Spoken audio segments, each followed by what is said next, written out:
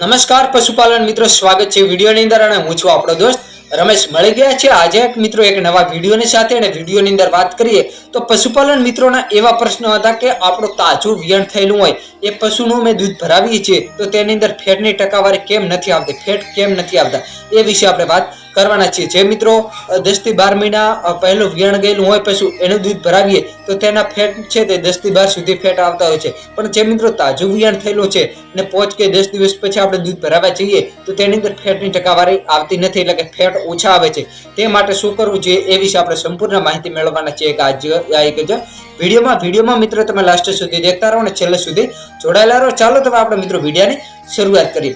વિડીયોની અંદર મિત્રો વાત કરીએ તો તાજું વિયણ થયેલા પશુનું દૂધ જો આપણે ભરાવા જઈએ તો તેની અંદર 5 થી લઈ અને 5.5 કે 6 ફેટ સુધી આવે છે.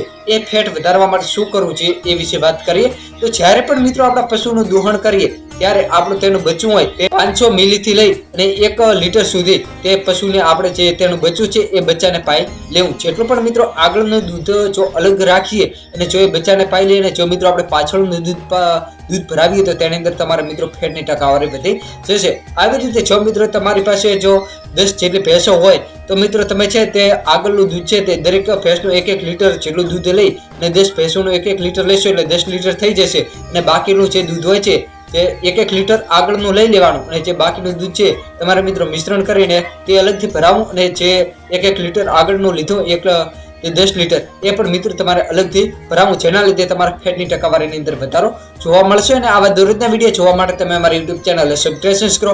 ફરીથી મળીશું મિત્રો એક નવા વિડીયો સાથે, નવા એક ટોપિક સાથે. જય જવાન, જય ઠાકર.